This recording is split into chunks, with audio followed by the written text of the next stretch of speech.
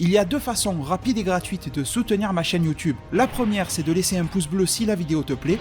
La deuxième, c'est de regarder une publicité gratuitement sur ma page Utip dont le lien est en description. Merci à tous. Salut les devins, c'est Saikyu. Nouvelle petite vidéo assez brève, vous allez voir, concernant Dragon Ball Super. Alors, pas forcément oui et non pour parler un petit peu du retour de DBS, mais c'est pas exactement 100% pour ça. C'est aussi pour vous parler des fameuses San Diego Comic Con qui vont avoir lieu ce mois-ci et Jump Victory Carnival. Parce que le planning s'est largement étoffé concernant ces deux conventions, une aux États-Unis et une qui a lieu à Tokyo et également à Osaka. On s'en était parlé ensemble dans ma vidéo récente sur le retour de Dragon Ball Super, où est-ce que ça en est, etc. Je vous avais dit que pourquoi pas, il faudrait être attentif vers ces conventions-là, sans non plus en espérer trop de choses, mais pourquoi pas avoir un œil un petit peu curieux pour voir ce qui pourrait s'y passer, surtout que pour la San Diego Comic Con, on avait la déclaration de la chef, on va le dire comme ça, de la Toei Animation aux USA. Je vous réaffiche l'interview qui disait que cette année Toei Animation serait présente là-bas, qu'elle serait de retour avec du Dragon Ball, et que cette année la Toei Animation essaierait de faire encore plus fort, avec une plus grosse présence que l'an dernier. Et à titre de comparaison, l'an dernier il y avait eu la révélation du tout premier trailer, en exclu mondial c'était révélé là-bas avant le Japon, du film Dragon Ball Super Broly. Donc c'est vrai qu'on était tous très hypés par cette déclaration-là, à se dire comment la Toei peut-elle faire plus fort sur Dragon Ball que la révélation du trailer du film Broly, ce qui était une chose assez énorme. Et du coup, les informations que l'on a aujourd'hui viennent nous apporter plus d'informations sur le contenu de ces deux conventions, aussi bien la San Diego Comic Con que la Jump Victory Carnival, et les nouvelles pour le moment ne sont pas extrêmement bonnes, alors toujours encore une fois, faut être attentif, on verra bien ce qui va s'y passer, on se met pas trop d'espoir et de rêve, on va bien voir, on ne se déprime pas trop non plus, cette vidéo-là d'aujourd'hui ne veut pas dire qu'il n'y aura rien, tout comme la vidéo précédente ne voulait pas dire qu'il y aurait un tas d'annonces, voilà, faut rester vigilant. Mais ce que l'on sait aujourd'hui pour la San Diego Comic Con, c'est deux choses, c'est déjà qu'il y aura un panel lié à Dragon Ball, c'est déjà une bonne chose, sauf que celui-ci aura lieu le jeudi 18 juillet, et là vous allez me dire, pourquoi tu dis sauf que, parce que si vous avez vu ma précédente vidéo, vous vous rappelez que j'avais fait le lien entre la San Diego Comic Con et la Jump Victory Carnival, parce que la San Diego Comic Con se termine le dimanche 21 juillet, et que la Jump Victory Carnival démarre le 21 juillet. Donc on aurait pu avoir une sorte, peu importe ce qu'il souhaite nous annoncer, quelles sont les grosses révélations qu'il pourra avoir sur la franchise Dragon Ball, on aurait pu avoir une sorte de double révélation, double annonce synchronisée, bien qu'avec les fuseaux horaires ça soit difficile, mais au moins ça aurait été le 21 aux États-Unis et le 21 au Japon, ça aurait été grosso modo synchro d'une certaine manière. Sauf que là, avec un panel qui a lieu le 18, la synchro, on oublie. Mais surtout, la deuxième chose qu'il faut également oublier, c'est que c'est un panel Dragon Ball Z. Et là, c'est nettement plus problématique, ce n'est pas un panel Dragon Ball Super. Regardez, c'est bien écrit, je vous mets le lien en description du planning de la Comic Con de San Diego, et bien que le jeudi 18 juillet, en heure bien évidemment de San Diego, je crois bien qu'il y a 9 heures de moins que la France métropolitaine en heure d'été, et bien à 14h15 heure locale, il y aura le panel Dragon Ball Z 30e anniversaire. Donc ils vont célébrer les fameux 30 ans de DBZ, avec un peu de retard vu que c'était il y a quelques semaines en arrière, ils vont profiter de l'événement pour le fêter. Mais surtout, quand on va à l'intérieur, on peut tous cliquer sur le panel et avoir un petit peu plus de détails, et bien on voit que c'est un panel qui est annoncé en tout cas, comme étant super centré sur du DBZ. Ils nous disent que c'est donc la célébration des 30 ans, et que l'on va retrouver les doubleurs, les comédiens de doublage, américains. Il n'y aura personne, visiblement, sauf s'il y a une surprise, côté staff japonais, donc on nous annonce les comédiens de doublage de Goku, américains bien sûr, de Goku, de Vegeta, de Krillin, de Bulma. On nous annonce également de l'interaction avec les fans et ce genre de choses, et c'est tout. Il n'y a rien de spécial, on ne nous parle pas d'avenir de la franchise, on ne nous parle pas de présence de staff japonais comme c'était le cas l'an dernier. Alors l'an dernier ils sont venus parce qu'ils avaient quelque chose à promouvoir, en effet ils avaient le film Broly, mais cette année, pour le moment il n'y a rien d'officiellement annoncé. Alors on a quelques petites infos sur un prochain film en préparation, mais ça c'est super lointain pour le moment. Donc visiblement aucune présence accrue japonaise.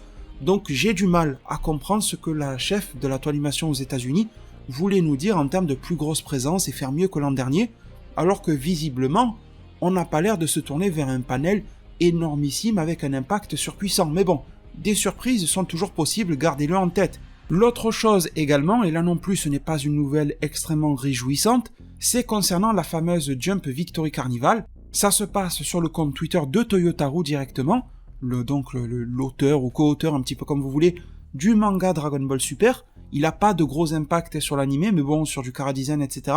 Et également en off sur de la réflexion quant au futur de Dragon Ball Super, il a aussi un impact, ce gars-là. Eh bien, il a fait un tweet dans lequel il retweet les informations concernant l'événement de la Jump Victory Carnival de Tokyo et de Osaka, la première ayant lieu à Tokyo le 21 juillet, et il fait un message Toyotaru en disant « Je n'irai pas cette fois à la Jump Victory Carnival, mais j'ai dessiné une bande dessinée bonus pour le guide de l'événement. » Et il fait également un appel au public de s'y déplacer, de s'y rendre à cette convention, etc. Alors pourquoi est-ce que je vous en parle? Eh bien, parce que c'est un peu spécial si Toyotaru ne s'y rend pas, alors que le gars, quand il n'y a rien à annoncer là-bas, il y est chaque année. Il va, il présente son petit manga bonus. Je sais pas si vous qui m'écoutez là, vous avez acheté le nouveau tome de Dragon Ball Super en France, le tome numéro 8, si vous allez à la fin, vous allez avoir quelques pages bonus avec C17 et les Cell Junior, etc. Eh bien ça, on s'en était parlé sur ma chaîne YouTube, mais j'avais dû supprimer la vidéo pour raison de droit d'auteur. C'était des pages bonus que Toyotaru nous avait apportées à la Jump Victory Carnival. Et on va dire que c'est un petit peu la tradition que Toyotaru nous apporte ces histoires un petit peu sur le côté, on va dire, de Dragon Ball Super, qui démystifient certaines choses sur DBS, et qu'ils viennent les présenter un petit peu en personne sur place. Qu'il y ait une annonce sur DBS ou pas, peu importe. Et là, il nous dit que oui, il y aura quelques pages bonus à se mettre sous la dent, mais que lui-même ne sera pas présent. Alors, ça veut tout dire et ça veut rien dire, mais je me dis que s'il y avait une annonce majeure qui serait faite à la Jump Victory Carnival, pourquoi est-ce que Toyotaru, qui va chaque année quand il n'y a rien annoncé, n'y serait pas le jour où il y a quelque chose à annoncer? C'est un petit peu bizarre, et ça me met sur la piste qu'il faut de moins en moins s'attendre à quelque chose. Encore une fois, malgré tout, gardez un œil tourné vers ces conventions-là. De toute façon, je vous en informerai en temps réel sur mes réseaux sociaux s'il se passe quelque chose, bien évidemment. Sur ma chaîne YouTube, très rapidement aussi, n'hésitez pas à activer les notifications, la cloche et tout ce qui va bien. Et petite conclusion de cette vidéo-là, pour répondre à 2-3 questions que vous m'avez posées. La première, c'est que dans ma précédente vidéo, je vous ai dit, en étant très flou et évasif, que même si rien ne se passait, même s'il n'y avait rien d'officiel, même si tout était flou et que je faisais en sorte d'en parler le moins possible, et bien que malgré tout j'essayais d'être rassurant envers vous, en vous disant que j'avais de bonnes nouvelles qui continuaient de m'arriver, et que je serais honnête et transparent avec vous le jour où ça s'arrête, ou si les nouvelles sont mauvaises, etc. Et vous avez été nombreux à me demander, pas forcément de révéler le contenu des bonnes nouvelles, mais de vous mettre un petit peu sur la piste de ce qu'elles sont. Beaucoup d'entre vous m'ont fait remarquer que oui, ça peut être pourquoi pas une bonne nouvelle pour moi, mais peut-être pas pour vous, etc. Du coup, je vais vous mettre un petit peu sur la piste. Alors non, ce ne sont pas des bonnes nouvelles en termes de date d'annonce. Il y en a qui ont cru que c'était ça. Non, je vais être franc et honnête avec vous. Concernant la date d'annonce de cette série-là, je n'ai strictement aucune information qui m'est parvenue récemment. Des rumeurs par-ci par-là, mais rien de fiable et rien de vérifiable en fait, tout simplement. Les bonnes nouvelles que j'ai concernent beaucoup plus de la production, de l'avancement de la série. Où est-ce qu'ils en sont dessus? Quelles sont les étapes? Et également au niveau du staff. Voilà, c'est les équipes qui travaillent dessus. Ça, ce sont des bonnes nouvelles à ce niveau-là que je possède et que je reçois de temps en temps. Mais sinon, en termes de où et quand ça va être annoncé, ça non, je suis honnête avec vous, je n'ai rien. Ensuite, deuxième question, vous avez été assez nombreux parce que vous avez vu qu'il y a eu un retour fulgurant, là j'ai envie de dire, de One Piece, avec l'annonce du jeu Pirate Warrior 4, je crois, avec la sortie de l'arc Wano, avec un tout nouveau style visuel et une réalisation menée d'une main de maître grâce à Nagamine, un style visuel enfin digne de l'œuvre One Piece. On a vu également qu'il y a le film Stampede qui arrive, enfin il y a énormément de news sur One Piece et de bonnes nouvelles et ça fait plaisir pour la belle communauté de One Piece. Et vous avez été nombreux à me dire, ou alors d'autres personnes, d'autres youtubeurs ou autres ont posté ça sur Twitter ou sur je sais pas où, en disant que tout le staff de la Toei était placé sur One Piece et qu'il ne fallait rien attendre sur DBS, etc. Vous avez été nombreux à me demander est-ce que c'est vrai ou pas. Alors la réponse est que déjà c'est visible qu'il y a un staff monstre qui est placé sur One Piece. Mais malgré tout, ce que je veux vous dire, c'est que il y a un staff qui est alloué à DBS, au retour de DBS et tout ça. Ils ont pas mis tout le monde en pause, tout le monde est sur One Piece, non, c'est pas ça. Je ne dirai rien, mais en officieux, on a déjà pas mal de noms qui circulent sur qui fait quoi dans le nouvel animé DBS et tout. Donc si c'était le cas où tout le monde était mis sur One Piece, j'aurais pas ce type d'informations là. Donc il y a bien une structure DBS qui existe et qui continue de bosser chez Toei Animation concernant DBS, mais ils n'ont pas tout mis sur One Piece. Ils sont en train de faire les choses bien. Et du coup, quand vous voyez des gens prétendre que DBS est reporté par rapport à One Piece ou quoi, c'est pas extrêmement vrai. C'est surtout le fait que DBS n'est pas sorti à la date prévue qui fait qu'il y a plus de monde sur One Piece. Il faut le voir dans le sens inverse. Mais derrière, ça veut pas dire qu'ils ont arrêté toute organisation sur DBS. C'est ça que je veux vous dire. Et bon, aussi, il y a pas mal de personnes qui se sont amusées, vous savez, dans cette histoire de oui, j'ai des informations à la Toei, pas à la Toei, machin. Il y en a beaucoup qui ont voulu se faire une sorte de réputation, à vous raconter des conneries pour que vous alliez les suivre ou je ne sais pas quoi. Et maintenant qu'ils voient que les choses qu'ils ont essayé de prétendre ne se réalisent pas, ils essayent de prétendre que, ah ben oui, tout le staff est chez One Piece. Donc ils essayent de se rattraper aux branches, sauf qu'ils n'ont pas été assez visionnaires, parce que s'ils avaient su, ils auraient jamais dû s'engager dans ce type de mensonge-là. Si tu mens, comme je vous l'ai déjà expliqué, si on s'amuse à mentir au public, faut s'attendre aux conséquences derrière, parce que tes mensonges ne vont pas se réaliser, et cette petite hausse de popularité que tu as eue sur quelques semaines, tu vas la payer pendant des mois. C'est également pour ça que quand je vois des accusations à mon compte en me disant « Ouais, mais tu nous as menti sur les dates de sortie et tout ça », ben non, je ne vous ai pas menti.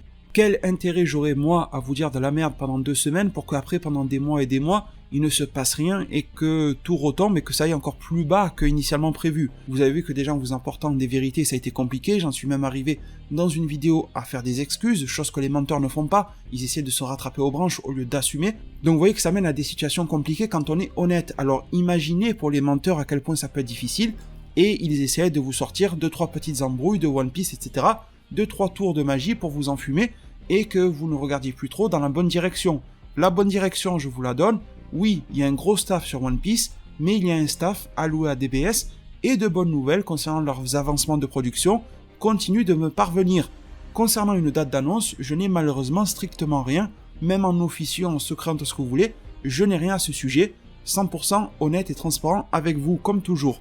Du coup, comme je vous avais dit la dernière fois, de ce sujet-là, on s'en reparlera bien après les conventions, elles vont avoir lieu le 21 avec les décalages horaires et tout.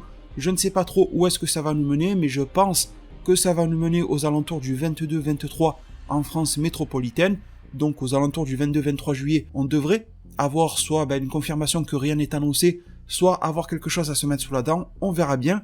Peut-être que d'ici là, j'aurai le feu vert pour certaines informations à vous partager, peut-être que certaines langues vont se délier, comme ça peut arriver assez souvent.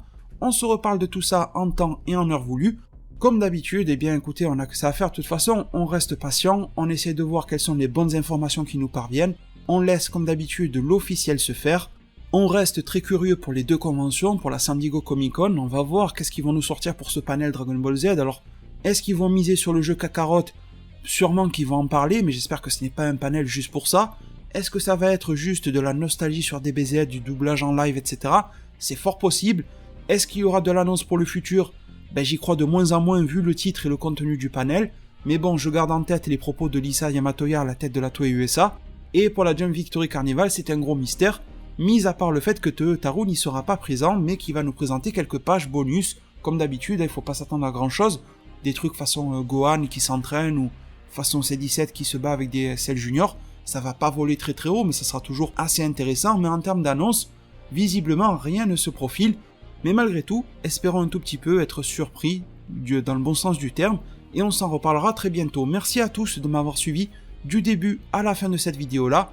Merci infiniment pour tout votre soutien, la page Utip, le pouce bleu, c'est en description et juste en dessous de cette vidéo-là. Merci encore une fois à tous.